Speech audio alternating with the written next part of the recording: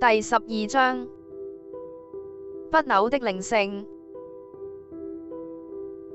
馬蒂爾達、歐丹內爾、馬克艾羅伊的個人筆記。我認為以下記錄的內容已經是非常清楚了。會談內容的官方記錄。頂級機密。美國空軍官方記錄。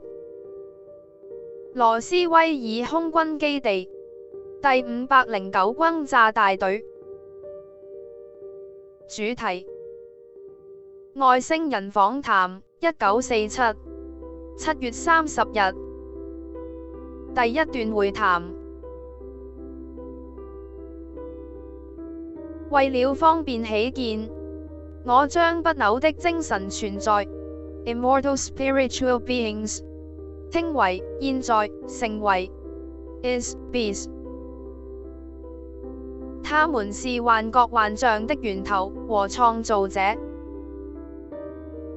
每一個單獨的和集體的現在成為者，在其原本不受約束的狀態裏，是一個永恆的、全能的、全知的存在實體。現在成為者由於想像一個地方而創造了空間，他們自己與他們所想像的地方之間的距離，我們稱之為空間。一個現在成為者能夠感知到由其他現在成為者所創造的空間和物體。現在成為者們並不是物質宇宙中的實體，他們是能量和幻象的源頭。現在成為者並不是處於時間或空間之中，但是他們能夠創造空間，能夠將粒子放置在空間裏，並能夠創造能量，和將粒子組成各種形狀，造成形體運動，並且激活形體。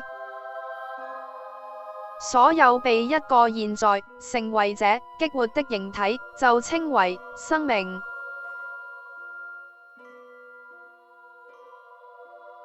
一個現在成為者可以決定去認可他們自己所處的空間和時間，可以決定認可去成為由他們自己或由另一個或其他現在成為者所創造出來的物體或各種形式的幻象。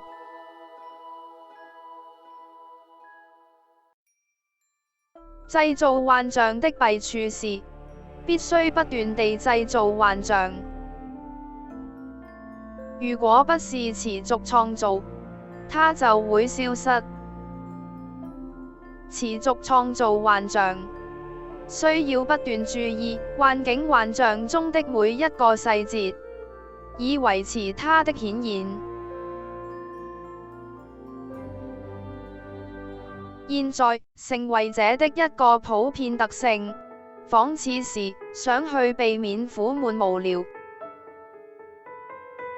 如果只是單獨一個靈性的存在，而沒有與其他現在成為者進行互動，沒有感知得到由其他現在成為者所製造出來的幻象，沒有出現無法預知的舉動或戲劇性的場面，或出乎意料之外的意圖，那就很容易感到無聊。如果你凡事都能夠想像和感知得到，又能夠從心所欲地令一切發生，這將會如何？如果你沒有任何事情可做，你會有何感受？如果你總是知道每個遊戲的結局，又知道所有問題的答案，你會如何？這樣你會感到無聊嗎？現在，成為者的過去是無窮無盡的。以物質宇宙的時間觀點來說，這是近乎無限。對於一個現在成為者來說，有的是無法測度的開始或終結，它們就是存在於這個當下，一個永恆的瞬間。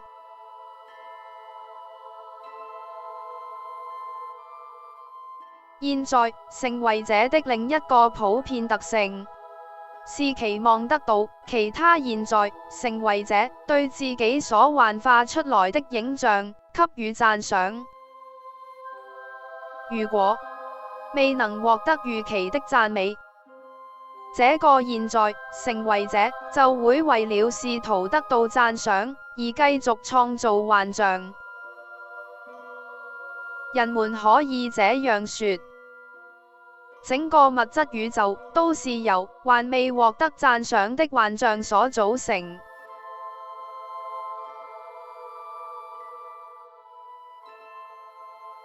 這個宇宙的起源是來自一個個體的創造，是一個幻想出來的空間。這是這個現在成為者的家。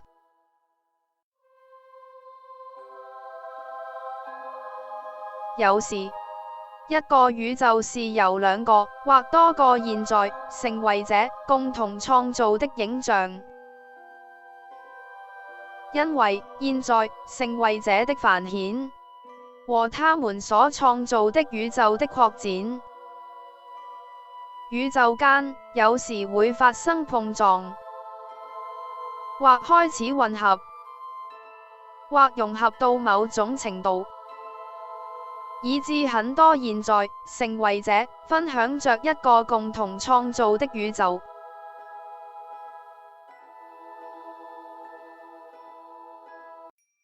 現在成為者為了要玩一場遊戲，因而減弱自己的能力。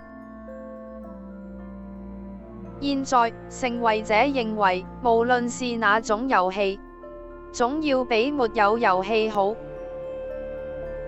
為了遊戲，他們將要承受痛苦、煎熬、糊塗、貧困和各式各樣不必要和不良的環境，偽裝成這個一無所知、一無所見、與事件毫無關係的樣子，就是為了要參與這場遊戲而製造所需的條件。不知道、自由放任、諸多阻礙、對抗和居心叵測，最終就是為了以遊戲來解悶。就是這樣，一切空間、星系、太陽行星、行星和這個宇宙的一切自然現象，包括各式各樣的生命體、各處地方和種種事件，都是由現在成為者們所幻化出來的，並由一條讓這些東西存在的共同協議所維持。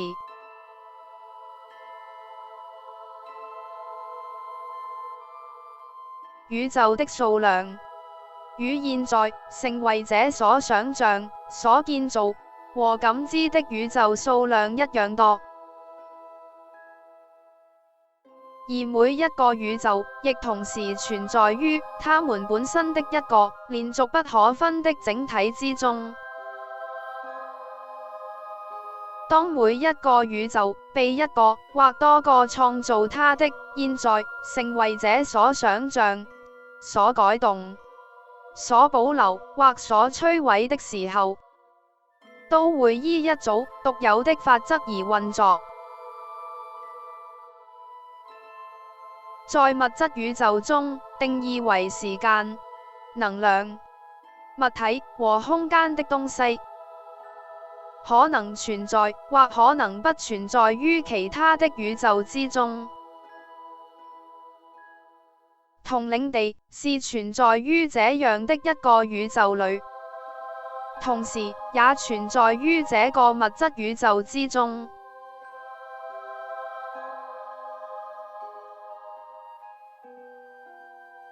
物質宇宙中的其中一個法則是，能量可以被創造，但不能被毀滅。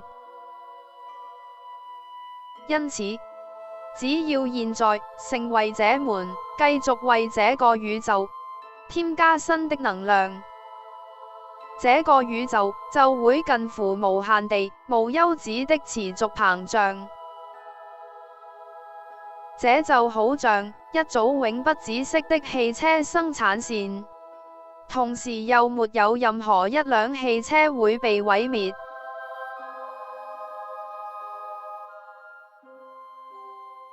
每一位現在成為者基本上也是好的，因此一位現在成為者並不會喜歡將自己不願意接受的強加於別人。對於一位現在成為者來說，這裏並沒有好與壞、對與錯、美與醜的固有標準，這些觀念只是基於個別的現在成為者的想法而定。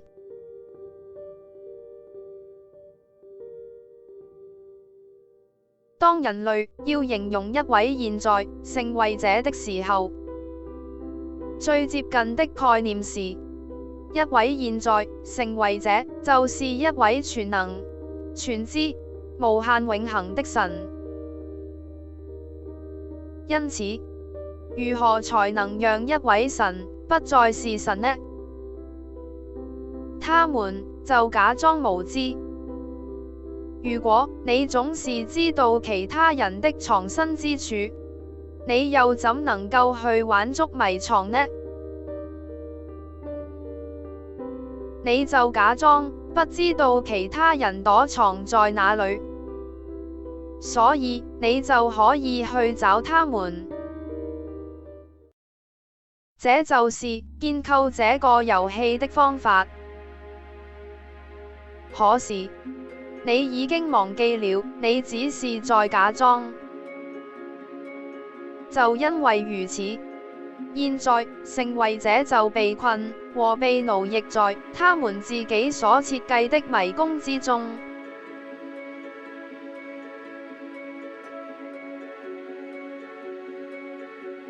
一個人怎可以去製造一個籠，將自己反鎖在這個籠裏，又將鎖匙拋掉？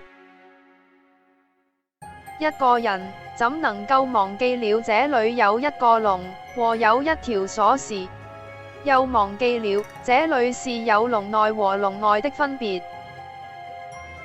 又怎可以甚至連自己也忘了的呢？這樣就製造了一個不是幻覺的幻覺，整個宇宙都是真的。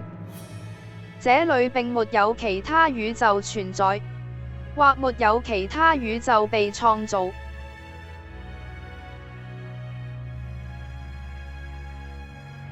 在地球上，傳教內容中的教導和一致認同神靈是有責任的，而人類卻無需負責。一直在教導你們的是，這裏只有一位神能夠創造宇宙。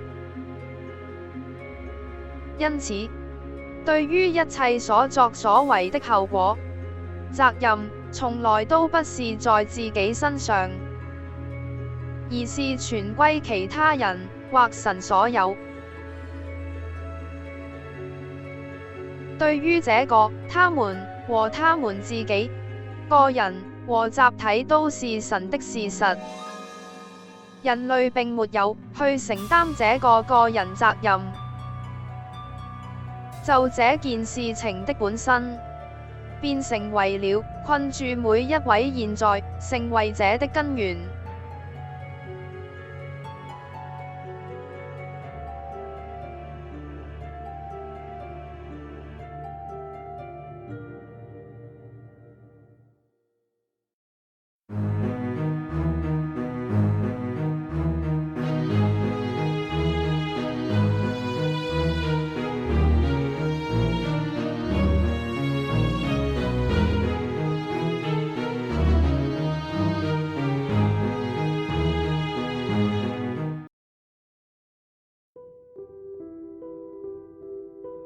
第13章，展望未來。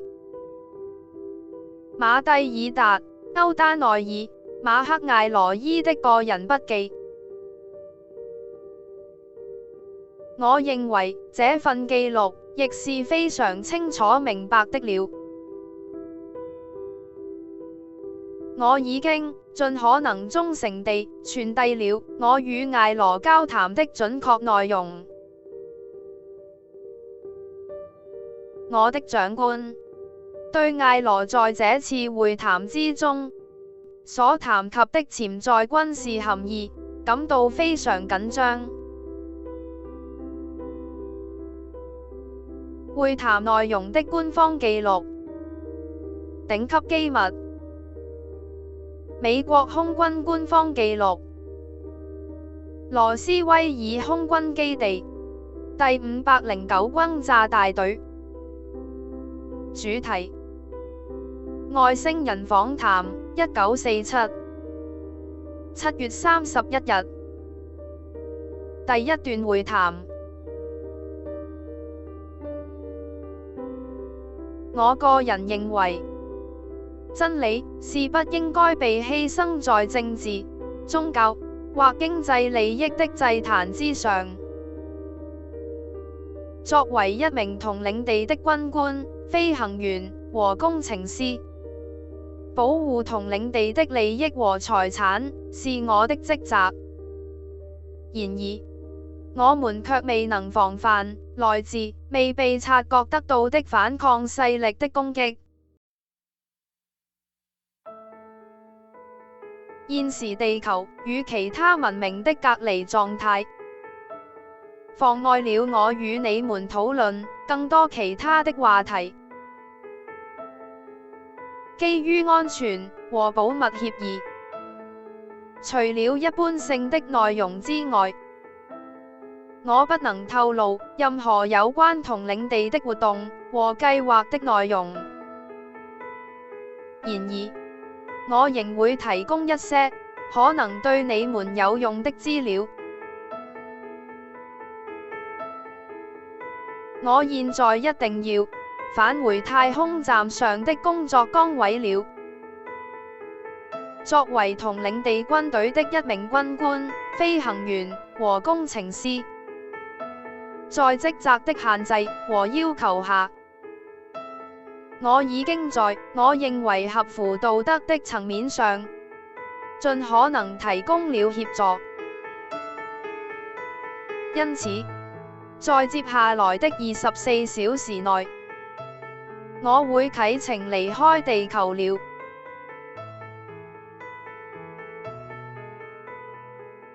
編輯者的注釋：接下來的幾段內容，似是馬蒂爾達向速記員所提供的與艾羅訪談內容的個人評論。這意思是，艾羅將要離開他的娃娃身體，因為他的太空船已經是無法修復的了。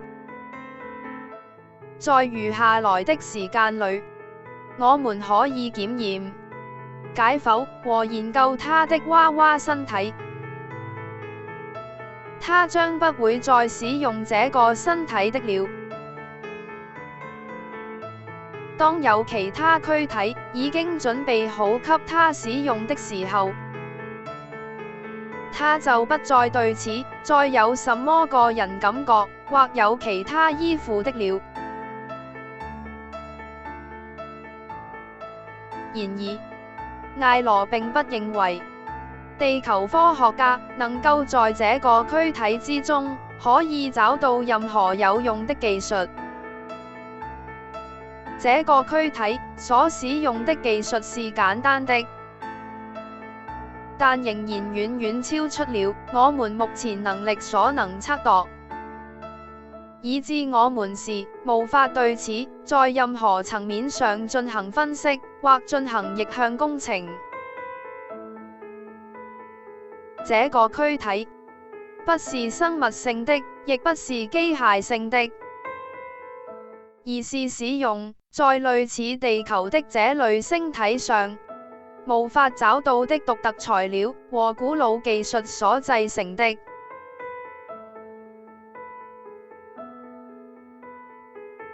正如艾羅之前所提到的，在遍及整個同領地範圍，存在着一套很多千年亦維持不變，亦不可改變的非常嚴格和獨特的社會、經濟和文化的等級制度。一個現在成為者被授予的身體功能和類型，就有如被授予的軍階徽號。這是要根據這個現在成為者的軍階、等級、壽命長短、訓練水平、指揮級別、服務紀錄和所獲得的功分而決定的。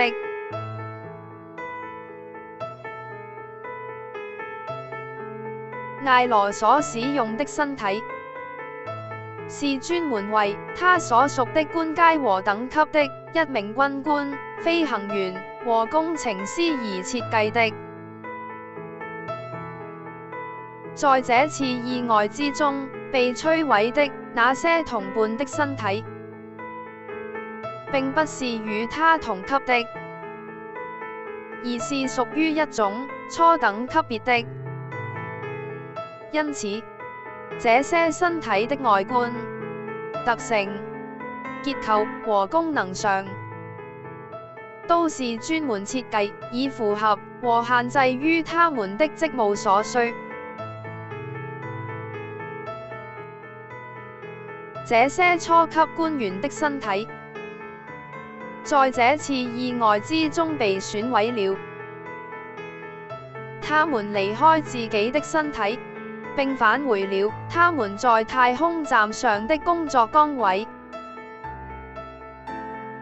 他們的身體之所以受到損壞，事實上是由於他們是較低等級的官員，他們所用的身體有些部分是生物有機體，因此在回彈性和耐用性方面都遠不及艾羅的身體。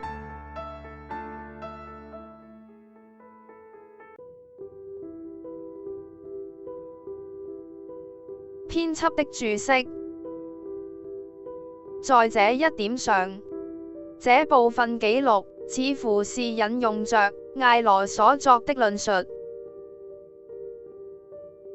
雖然當同領地發現任何舊帝國的殘餘活動，將會毫不猶豫地予以摧毀，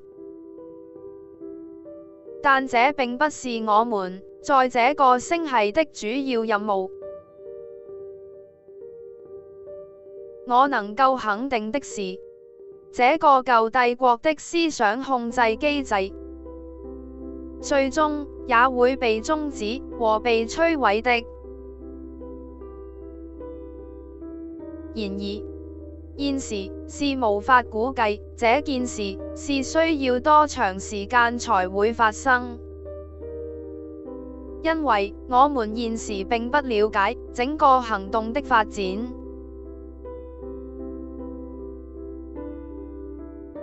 我們知道，舊帝國的力場濾網之廣闊，至少覆蓋了銀河系這邊。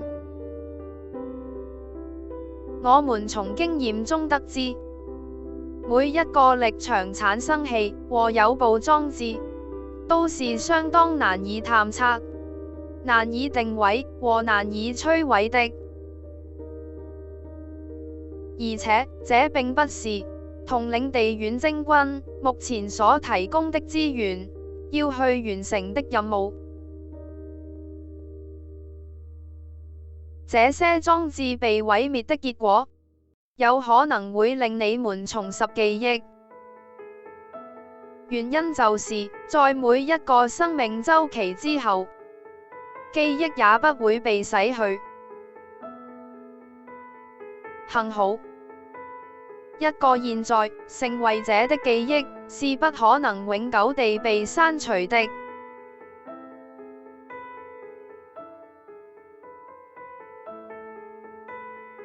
這裏有很多其他的活躍的太空文明，他們在這片區域持續地進行着各種惡意行為。最明顯的是，將不受歡迎的現在成為者輸送到地球。這些太空船並不會與統領地軍隊為敵，或進行武力對抗。他們知道最好不要去挑戰我們。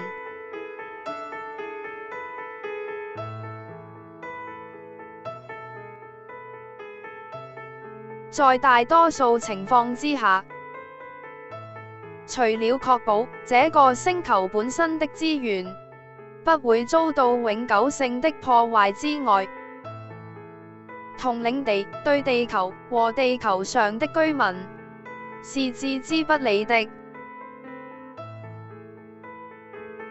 銀河系這片區域被統領地吞併和擁有了。他們認為這樣做和這樣部署是最好的。地球的月亮和小行星帶都已經成為了統領地的永久的行動指揮站。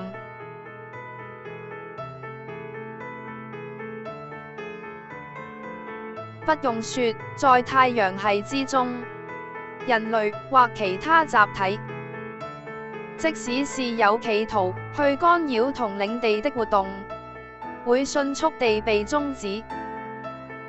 但這肯定是不可能的。這並不是一個嚴重的問題，因為正如我早前提及的，人體是不能在太空中運作。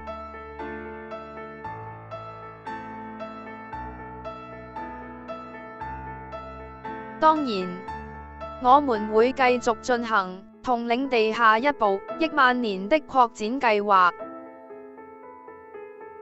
在接下來的5000年，隨着我們向銀河系中心進發，繼而擴展我們的文明至整個宇宙，統領地遠征軍的往來和活動將會越趨頻繁。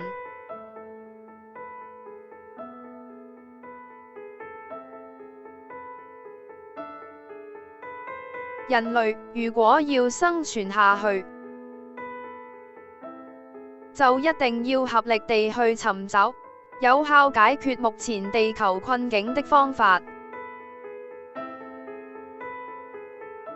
人類一定要知道自己的處境，和要超越人類身體。要知道他們是現在成為者，並且認識到自己就是真正的現在成為者 is beast， 從而超越這種人類只是生物有機體的概念。若能夠領悟到這點，就有可能逃離目前的監禁。否則，地球上的現在成為者是不會有前途的。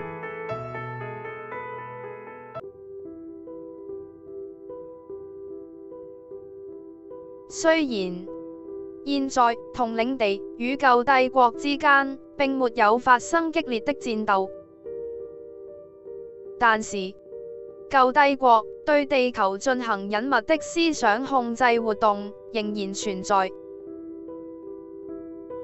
當一個人了解到這些活動仍然存在，他們的影響就能夠清楚地被看到。這些針對人類的活動，最明顯的例子是那些突如其來的意外和那些令人費解的行為。一個非常近期的實例，就是發生在日軍偷襲珍珠港之前的美國軍方之中。就在偷襲之前3天，當局有負責人下令珍珠港的所有船隻返回港口停泊，準備進行檢查。艦隻收到命令，要將彈藥從彈藥庫卸下，並存放在下面。在偷襲前的那個下午，所有海軍司令和將軍也正在參加派對。雖然2艘日本航空母艦已經在珍珠港外圍被發現，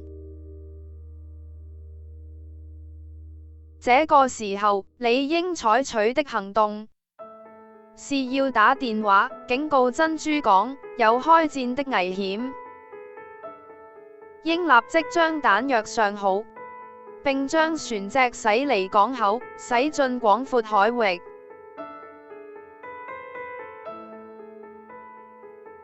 在突襲開始之前6小時，一艘美國海軍艦艇就在海港外擊沉了一艘小型日本潛艇，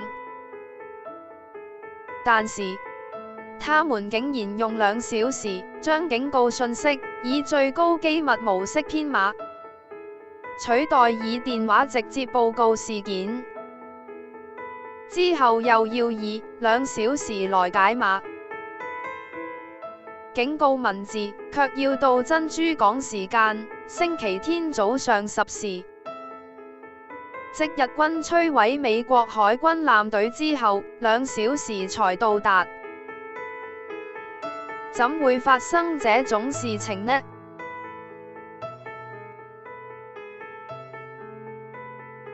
如果讓這位要為這種明顯的災難性錯誤負責的人站起來，坦誠地說出他們的行動和意圖，你會發現他們都是對自己的職務相當忠誠的。一般來說，他們都是盡忠職守地為國家和人民做事。然而，突然間無法得知從何而來的原因，導致這種古怪而無法解釋的事情發生，這就是不可能的。舊帝國的思想控制活動是由一小撮心胸非常狹窄的狒狒所操控的，他們玩着隱密的遊戲，唯一的目的是為了控制和毀滅那些在不用理會的情況下也能夠自我管理得非常好的現在成為者。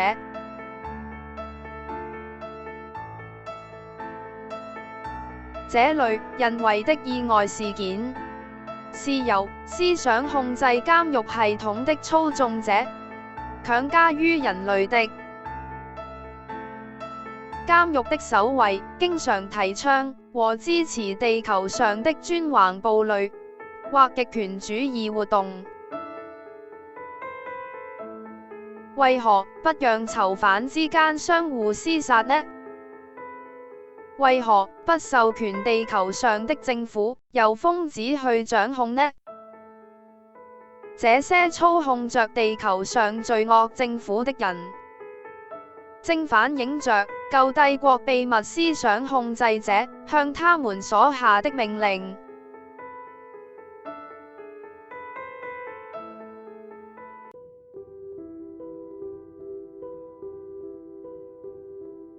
只要仍然是人類，人們對此只會繼續是徒勞無功。在此之前，地球上的現在成為者只會繼續無止境地輪轉生死。同一位現在成為者曾經見證過在印度、中國、美索不達米亞、希臘和羅馬等文明的盛衰，今天卻生活在美國、法國、蘇俄、非洲或世界各地。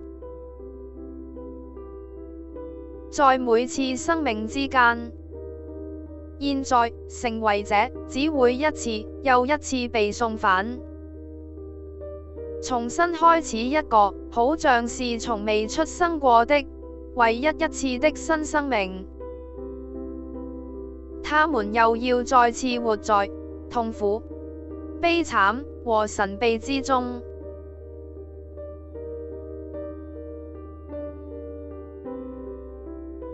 有部分現在成為者是最近才被運送到地球來的。有些現在成為者只在地球上生活了幾百年，因此他們對地球早期的文明並沒有個人經歷。他們沒有在地球上生活的經驗，就算他們的記憶可以恢復，他們也不會記起這裡的過去。不管怎樣，他們有可能記起在某個時期在其他星球上的生活。某些其他的現在成為者自列穆里亞開始就已經生活在這裡。在任何情況之下，地球上的現在成為者會永遠留在這裡，直至他們能夠打破這個失憶循環，和征服那些由捕捉他們的人設下的電子陷阱，從而自我解放。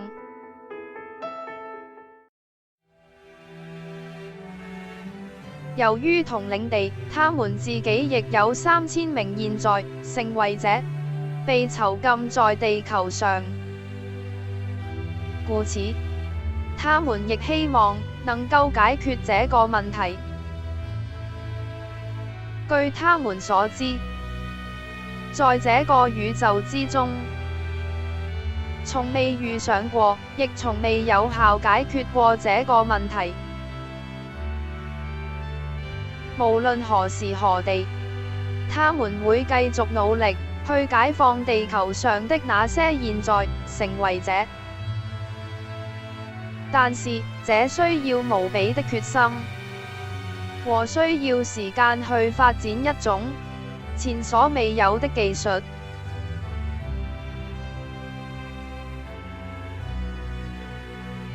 編輯者的注釋：以下是馬克艾羅伊所作的評論。